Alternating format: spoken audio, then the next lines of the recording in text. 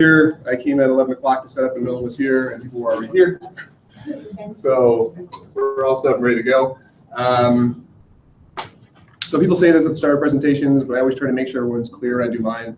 Please be involved. Please ask me questions. Please stop me from ranting and talking about ridiculous things. I don't mind.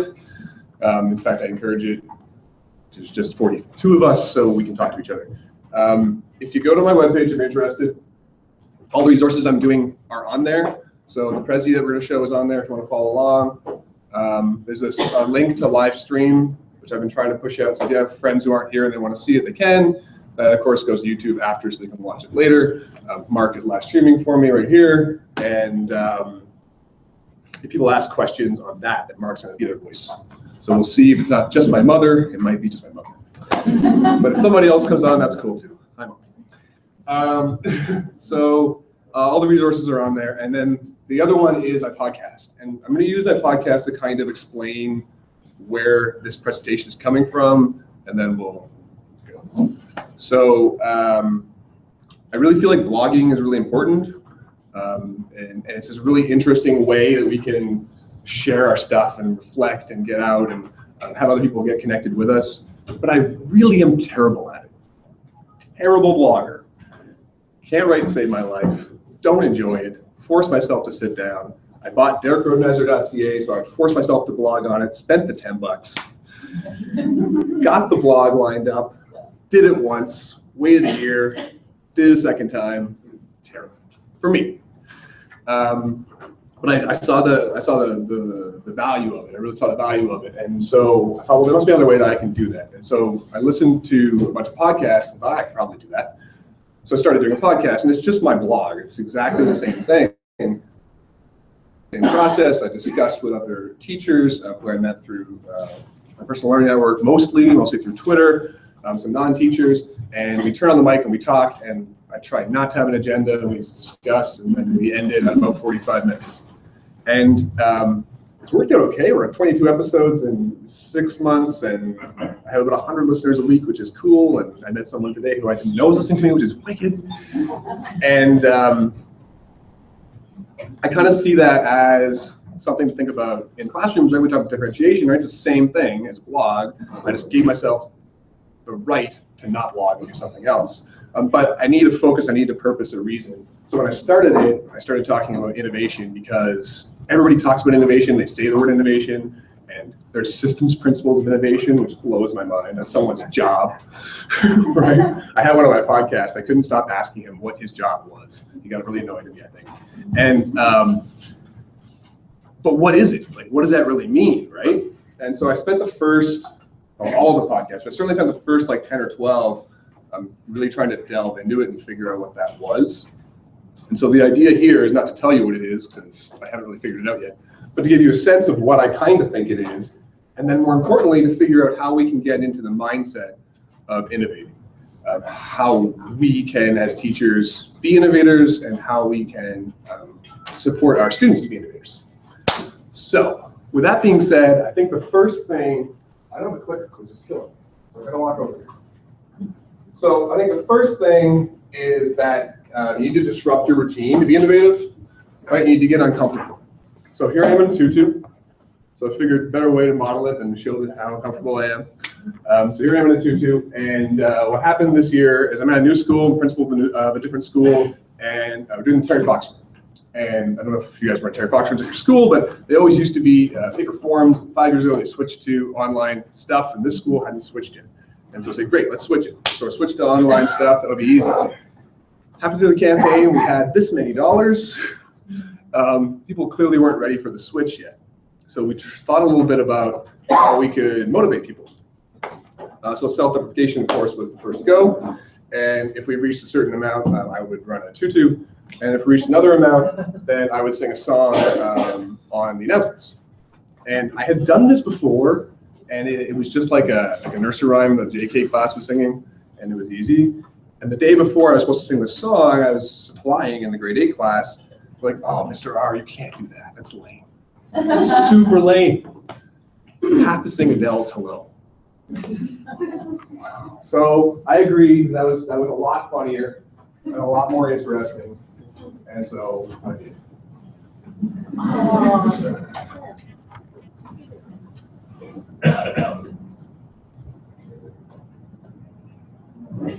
Hello, it's me.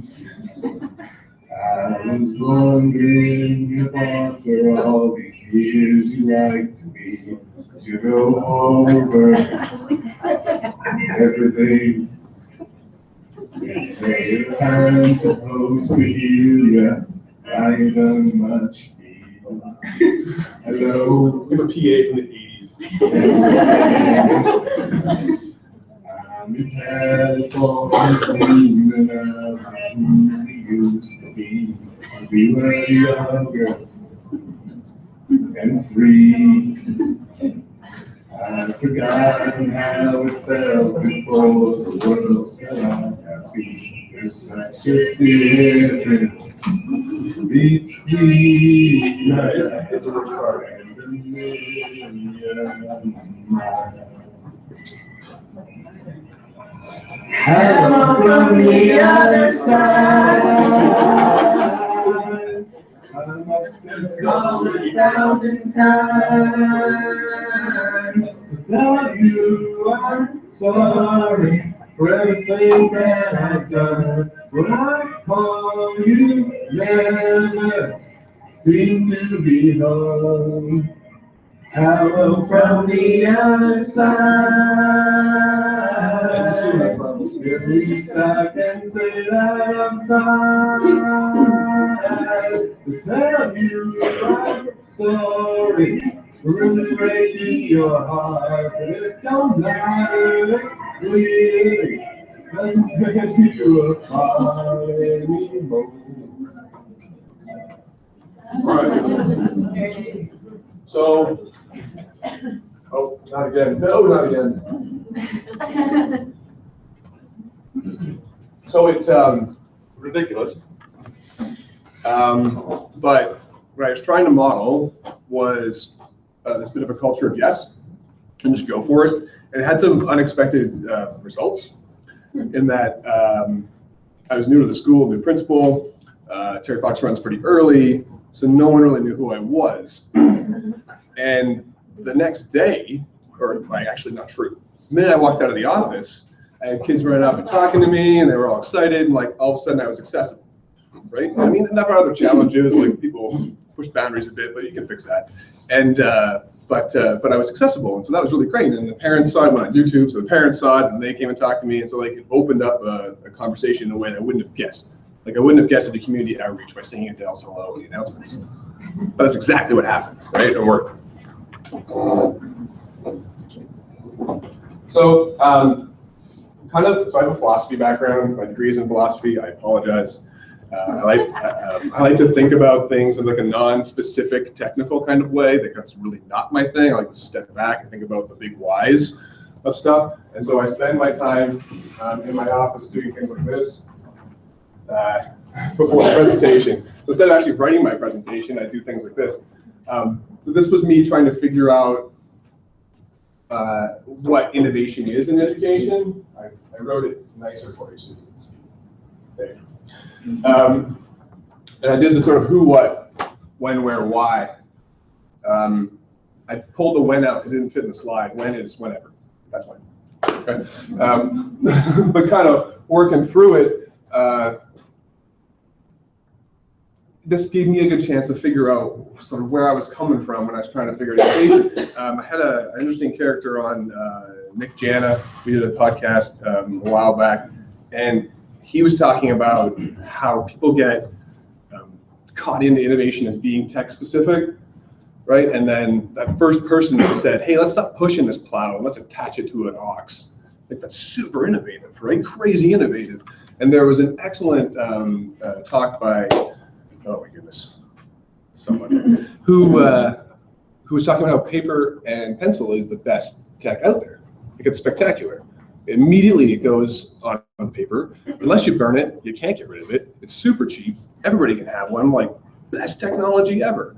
So trying to get the mindset out of this idea of what's new or what's high tech, but rather what solves the problem. And that's the why that drives our innovation piece. So 6 months ago, I applied for this presentation and I titled it Innovator's Mindset. And then yesterday I was having a shower and I thought, why am I doing this at an innovation summit? So I saw people nodding their heads. So I feel like you probably get this, but even if you get it, it's something that we kind of need to remind ourselves of. I catch myself doing this. I get excited about the new gadget or the new thing without thinking about what problem I am solving with it. And if I'm not solving a problem, I'm not innovating, I'm just playing. Right? Not that playing is wrong, playing is good. But if I'm trying to innovate, then what I'm trying to do is solve the problem. I won't spend a ton of time on this because I not really want to spend the time on the what. I want to sort of spend the time on the how. So I did a little cycle. You've seen my presentations before. You've seen the cycle before because I love cycles. Cycles are cool. So what is the innovator's mindset? I hate the computers all the way over here. So obviously it's student-centered, right? It has to be student-centered. That's the whole point. But unfortunately, people tend to forget about the teacher, and even the teachers tend to forget about the teachers. And somebody brought this up to me, another person on the podcast. See, I learned so much in this podcast. Jeff Wiles brought this up on the podcast, and I kind of pushed against him at first, but I kind of like it now. And he was saying, okay, that's cool. It's all nice and well to say we're doing it for the students. But if I can make the best teacher, if I can have this teacher be absolutely spectacular in every way, then aren't they going to be able to meet the needs of every student because that's spectacular? So they can meet the needs of every student, and then the students are benefiting. So I'm still doing it for the students, but I'm investing in the teacher.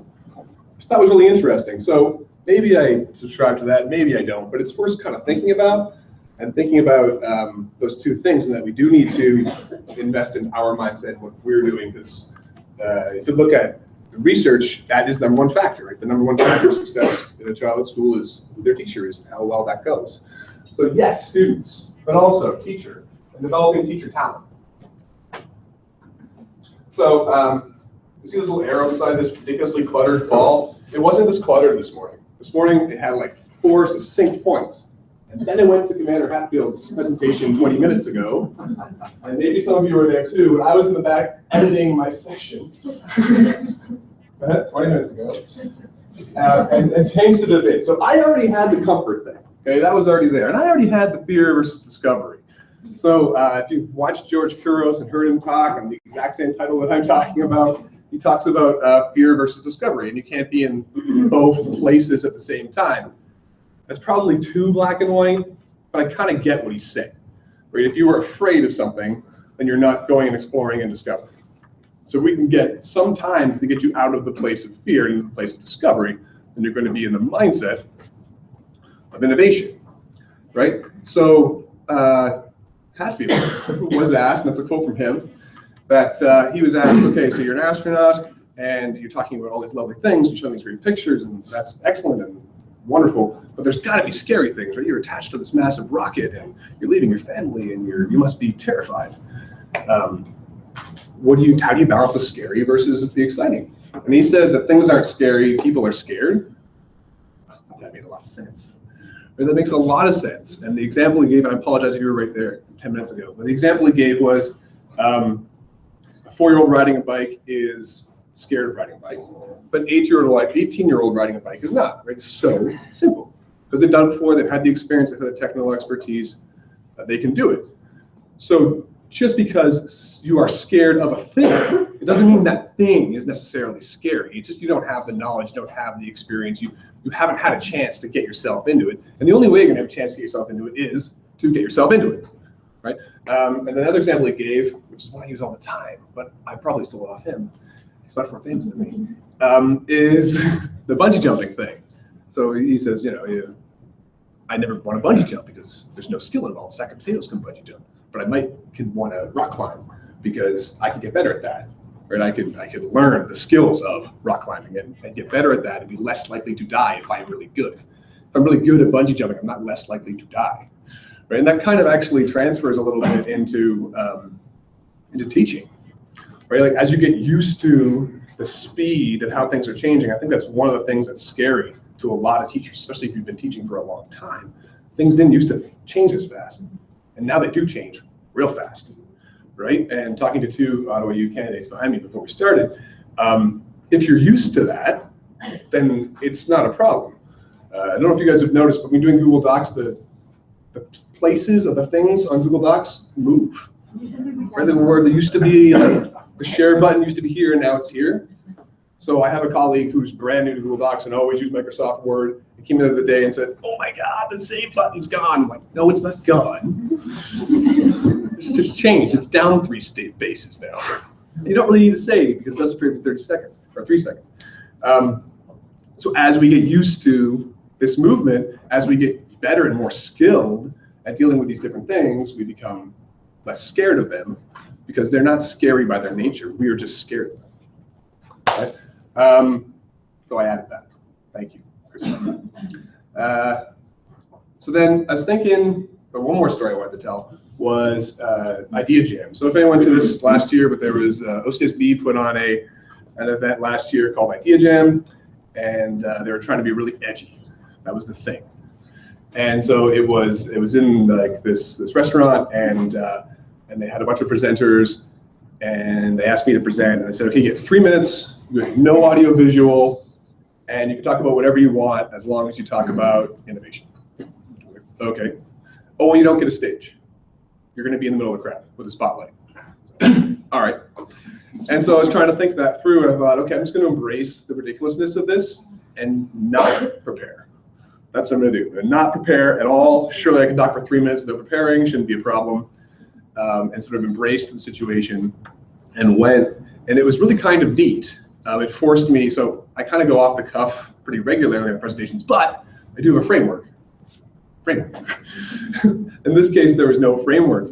And as someone who speaks off the cuff, I didn't think it would terrify me, but it totally terrified me. So I went up and spoke, and it went pretty well. I'm told that it was pretty good. But one of the things that I threw out that I was kind of proud of myself for throwing out, and I go back to, is this quote about taking the leap and building your wings on the way down. And I feel like we don't do that enough as educators, and we're not encouraged to do that enough. Right? An idea, let's take the leap. I want to try this idea. I'm going to have a culture of yes. My kids suggest me to do some ridiculous thing. Sure, let's go for it. And build your wings on the way down. And if you build them, then you can have great success. And if you don't, then you're going to have failure. But that's okay for me. And that's what I tell my teachers. But a lot of teachers that I talk to don't tell me that environment exists. So I've been sort of trying to push this on other people that I'm not saying that in a class, if the teacher is always, every single day, doing ridiculous things and they never work, that would be okay. That probably wouldn't happen, first of all. It probably would work sometimes. But let's just say it didn't happen. That wouldn't be all right. But we do have to allow ourselves to try these things. We do have to allow ourselves to say yes to things that we don't think would work. Otherwise, how are we going to do anything interesting, right? There's tons and tons of cheesy quotes about, with Wayne Gretzky's, you miss 100% of the shots you don't take, right? Like, it's cheesy, but it's right. You absolutely miss 100% of the shots you don't take. So creating a culture of yes makes a lot of sense. It supports our learning and our students' learning. Okay. So obviously this slide has potatoes on it. No one's weirded out by that. So like I mentioned with innovation, you have to think about the problem. So if you're going to be a rebel, do it with a purpose, like that quote. It's great to be rebellious, and it's great to change things and push that envelope. And if you're not doing it for a reason, then why not? So I have potatoes there because that's my example. So I'm into school gardens, taught radio for a long time, had a school garden, and we were growing them. It was great. Started school gardens because I had a child ask me how to grow a pickle. Right. I was like, oh, we have to start a garden. So we started a garden, and we grew cucumbers, and we pickled them the next year. It was like this awesome experience. And then we kept the garden going, and I had a child come to me and say, hey, I heard that there's a lack of fresh food at the food bank. Can we do anything? I was like, yeah, sure. So I called the food bank, and I said, yeah, we have a donate a row program. You may have heard of this, maybe involved in this. And you take part of your like a row of food, and you donate them. So we took a row of carrots, and we donated them, and it was all very exciting. And my kids came with these like 8 carrots, and we donated our 8 carrots. And then after we left, I started talking to the guy and was like, is this actually helping you? Like, he's like, well, Derek, to be completely honest, not really. Like, these 8 carrots are going to be gone. Like, they're gone. They're already gone. And he says, I go through a ton of potatoes, literally a ton of potatoes in 1 week. I was like, okay. So I went back to my class and I presented that problem to them, said, look, this is what happens. And they were grade 8, so they were a bit literal, which actually worked out really well. Like, oh, great, how can we grow potatoes really fast? Like, no, it's not about potatoes, it's about food, and like, how can we get food? Like, no, how do we grow potatoes really fast? And they got kind of excited about that, and we dug into it, because that's the direction they wanted to go. And we had a problem, and then they were presented with something, and we went from there. And then we discovered, the reason I put the potato plant here, maybe you don't know, maybe you do know, how potatoes grow, but I didn't know this. So potatoes don't grow down like a carrot, they grow up along the stem. So you plant the potato and the plant grows up and they grow up along the stem. That's why if you're driving through PEI, they pile up the potato mounds, because that forces the potatoes to grow up the stem. There you go, little science. So once we discovered that, we figured out that you can grow them in vertical ways. So we as a class, designed this bucket. We went to Cohen & Cohen and we bought 6 olive barrels, and we chopped them into 3. And then the bottom olive barrel was the planter. We planted the potato, and then we drilled hockey stick pieces onto the inside and pushed that in. And so as the potato grew, you could raise the bucket, right? Because you can't just bury the potato 8 feet under the ground. You have to like slowly raise it. And so we raised the bucket. And so when you were done, you had this potato plant that had a root here that ended here, and you had all these potatoes. And so somehow I got onto CBC Auto Morning, which I didn't know was like the most listened to CBC radio show in the city. And then I got 150 phone calls asking for one. So we did it. So as a class, my custodian and I became good friends on the weekend while we cut apart olive barrels. And we went and bought 150 olive barrels and cut them apart and charged $5 a person, and a local farmer gave us potatoes and soil. And everybody came and they picked these things up and they brought them to their houses for the summer. And then the next fall, we did a massive harvest, and everybody knocked over their barrels and they brought them all back, and we donated all the potatoes to the food bank. The sort of caveat I don't like to talk about is that they were all a complete flop. So what happened was the soil I got was too nitrogen rich. And so they had these beautiful leaves, like these beautiful, gigantic potato leaves and no potatoes. Because nitrogen forces leaf growth and doesn't force root growth. And so I was really upset. I knocked over my potato barrel at home. It was like this glorious beast of a potato plant with like 6 potatoes on it. I mean, you could have grown more in your backyard. And so I'm all defeated and upset. But everybody shows up with their potato barrel that they want to keep for next year and a bag of potatoes that they bought at the store. And we donated a huge amount of potatoes. And then the next year, people grew them and we figured it out and it went a lot better. So like, it was a failure, but it still really worked. 150 people were donating food to the food bank, fresh food that they didn't think of before. My kids figured out this thing. I had become unreasonably knowledgeable about potatoes. I can tell you all about the different varieties. It's a ridiculous thing. There's one named after a Corvette that shouldn't be. There's a guy in the city who was a PhD in potatoes. So anyway, if there's a problem, then you can be innovative, you can figure it out.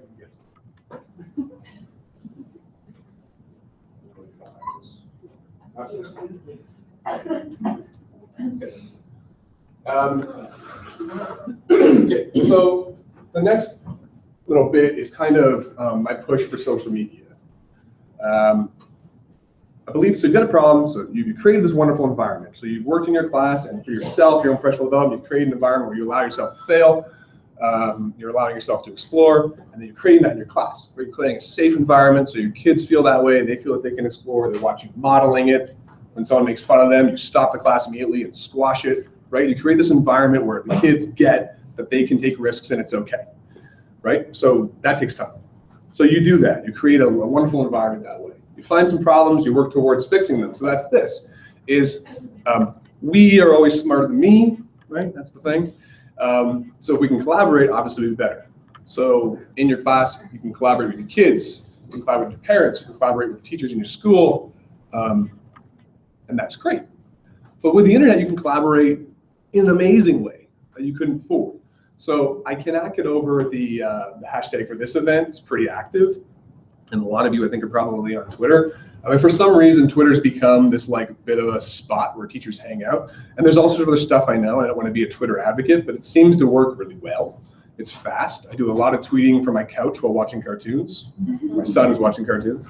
Like I can use little micro moments. I don't have to book a time where I'm sitting down at this time to go to a professional development seminar. I don't have to give up my Saturday like you're doing right now to come in and learn, right? Like I can take little chunks here and there and support that way. And then once you build up a network, and I know, let's say you're sitting there and you have 10 followers, you're probably going, Derek, you're lying. I ask questions, no one answers them, no one says anything. I'm sorry, it's true. If you have 10 followers, no one answers you, and it's really annoying.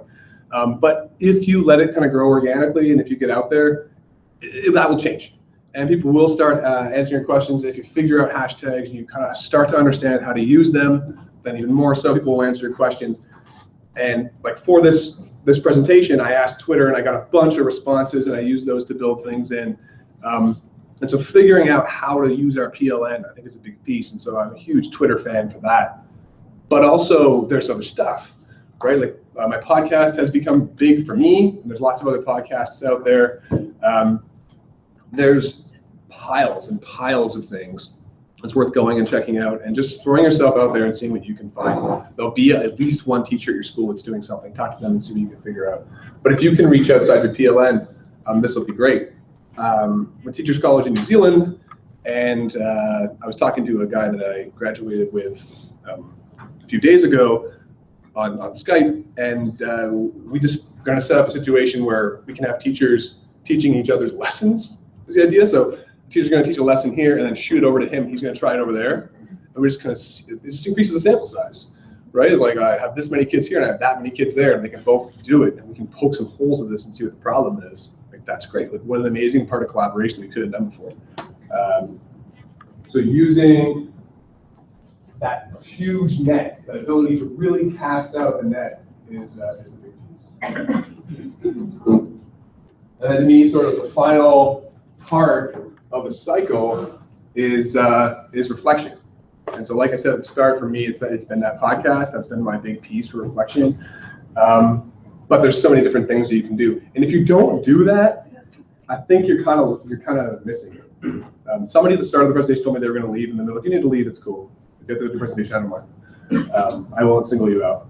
I might single you out." This is the piece that has to happen. It has to happen, or you're innovating in a vacuum. Right? If you're innovating in a vacuum, then kind of what's the point? Because we said the idea of innovation was to solve a problem. Great. So you solve a problem and you don't tell anyone. Doesn't make a lot of sense, right? So you solve a problem, you got to tell people. You tell people in your building, you tell people outside your building. You've got to talk to a mentor and see what they think. You've got to look at the data, right? You've got to see what personal experiences happen, like reflect personally, or have your students reflect. There's all sorts of things that need to happen there to allow the cycle to continue. Otherwise, it's this 3/4 cycle that just sort of stops. And then you can adjust, right? You can change, you can adjust, and you can go from there.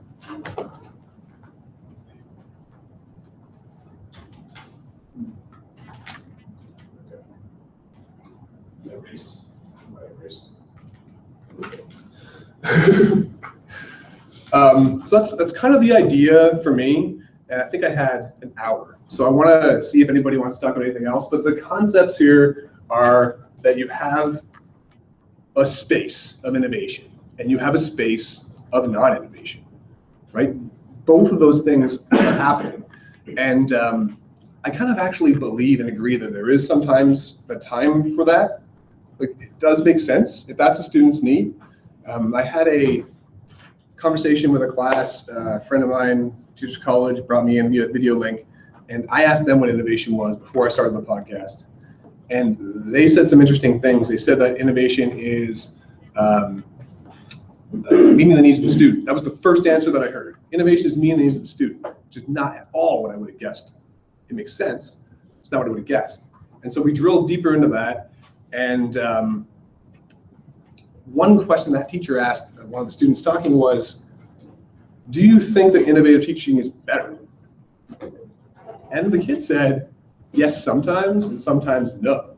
So for that child's perspective, this grade 11 student was, I really love my and science teacher, and they're doing all these crazy things and blowing stuff up, and it's really neat. But when I'm in math, I kind of really appreciate rote learning and the algorithmic process. And for me, that makes sense, and I like it, and I like to be taught that way.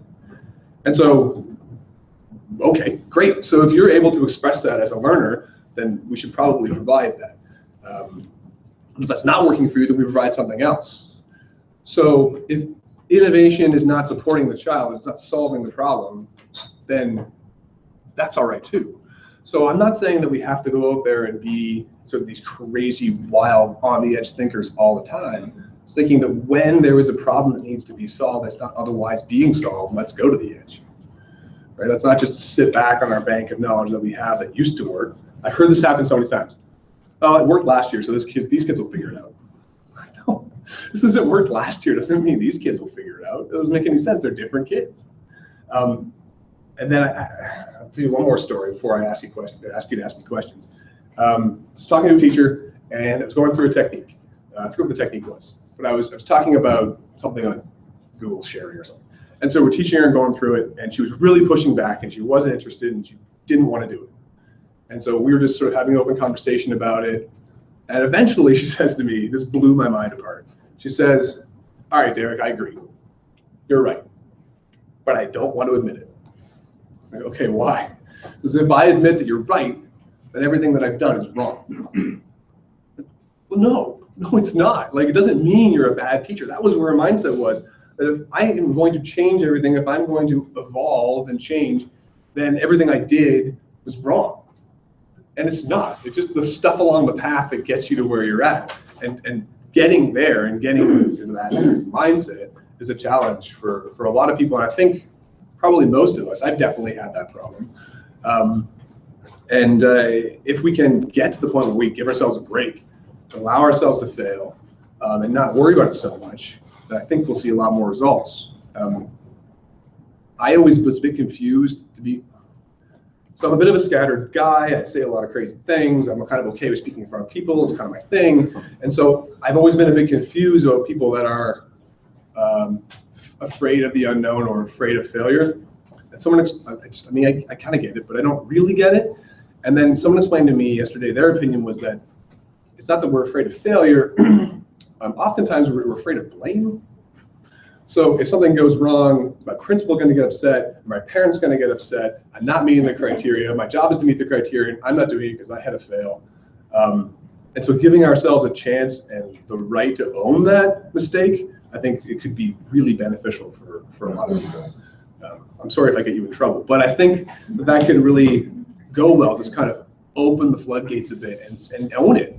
And sort of say to that principal, yeah, I'm really sorry. Like, we're trying to make it up next week. That was a complete failure. But here's what we learned from it. This didn't go well, and I learned this and this and this. You can always answer that question. Always. Right? Because you're always learning from the failure. So there, you've solved the problem. The principal comes in and they're angry. Say, nope, yeah, it was a complete failure, and here's what I learned, and here's how I'm going to change it. So I had too much coffee this morning and raced through this. And so you have 20 minutes to either go and eat your lunch or ask me questions. Go. Before I had to go, I guess the question I was thinking of, I always try to get other teachers on board with doing different things, or tell them, like, you know, they think they have an idea with something. I'm like, whatever, just have a go at it. Like, they come and say, like, well, can you show me how to do that? I'm like, if I can, but just do it. The kids will figure it out. Like, they're not going to break any of them. But I think it kind of goes back to what you're talking to. You're kind of, sometimes you feel like you look at your timetable and you've got, you know, like 250 minutes per cycle to do this, and so that type of thing, and you see like a certain number of kids moving in and out of your door, and you've got those curriculum expectations. I think that's kind of what hems a lot of the teachers into sticking with what works for them, and particularly like just for the timetable that I have right now. You know, like, there's a class that I see, it's 40 minutes first thing in the morning, which we all know means 30 at best. And the class that I see the last hour of the day isn't really the last, it's the end of the day. It's not really an hour. So I guess just trying to juggle all those things is it's hard for some teachers to kind of get their head around. It's hard for all teachers. Yeah, well, I'm on like the hamster wheel this year because I have a whole new program. So it's, but whatever. I'm still doing stuff. So. But then you could present like you could look at presenting these problems of, okay, folks, I have a 40-minute class and we spend the first 10 minutes not starting, like, what do you guys think? Yeah. Like, how can we do it? Like, I've certainly seen kids clamoring to get into a classroom. I'm not saying it's every kid, but like, if you can solve that problem, right, that's the problem. And then also the idea of reverse design, where, like, let's just say I took the curriculum away from you and I said, make the best lesson English when you teach for your kids, because you know your kids, because you're a wonderful teacher, so you know them. You make the best lesson ever, you've never seen the curriculum. And then I sit down with the curriculum and check the boxes, like, guarantee I check all the boxes. Well, in English curriculum, that's pretty easy. English is easy. I know it's harder with math, and it's harder with other stuff. And Yeah. everything, but It can be more challenging with other stuff, but it does exist. It's certainly doable, right? oh, absolutely, yeah. And I guess the hard part sometimes is getting like all the other teachers around you to sort of jump on board with different stuff too. So I don't know if you've had success, like, I'm sure you have, like spreading that sort of mentality in your school, or. It's kind of, I found embracing the slow burn is a big Yeah, part of that. exactly. Like I'm an early adopter. I'm the kind of person who gets excited, really excited by shiny new toys, and then I want to try it. But that's not everybody. That's probably important that it's not everybody. Yeah. So it took me a while to figure out that it's a slow burn, it's a slow move. And if you keep modeling it and if you keep showing it, then the pieces that matter will start to stick to people. Anybody else? You guys can filter out if you want, don't mind. I have a question when you had your reflection piece up there in terms of the end piece and the moving forward piece of the PLN. And you had mentoring up there. And I'm just wondering how you would recommend the mentoring for the student level, but also the other teachers in the PLN. Okay, so I mean, you can do it a bunch of different ways, obviously. So I have myself. I have like just people that I've gravitated to, who I try to schedule conversations with once a month as my mentor. That I just identify them as, hey, do you mind me bouncing ideas off of you? And I do that. There's a new idea that I heard that I really want to try called reverse mentoring, which I don't like the title, but I like the concept, because reverse implies value. But the reverse mentoring thing is that you would get someone with less experience than you. So you would be mentored by the Ottawa U candidate, for example. So the seasoned teacher's mentor would be the Ottawa U candidate. So instead of going to them and supporting them, you're going to them and they're supporting you, which I think would be a kind of neat way of doing it. I know in schools we've done a lot of like, buddy meetings, pretty classic, where you're doing with kids reading to other kids. But I'd love to see some of that reverse mentoring happening, because as a grade 8 kid in a school K to 8, you're the king of the hill and you can't learn from anybody else. But if you could switch it where it's the mentors in grade 5, I think that would probably be really enriching. But reaching out and setting it up, I mean, I just use the tech. So I'm terribly scatterbrained. I have a Google Calendar. In Google Calendar, when you set the event, you can set a video thing. So I connect to people in advance. I set the event, I set a video thing. It reminds me 20 minutes in advance. I go, I click the button, and I have a talk. And I don't set agendas, just my podcast. I don't set agendas. I don't go in with a bunch of stuff I want to talk about. We just talk. And I try to do the same for other people if anyone's interested. I feel like education is a kind of unique environment where people, a lot of people will say yes to these things.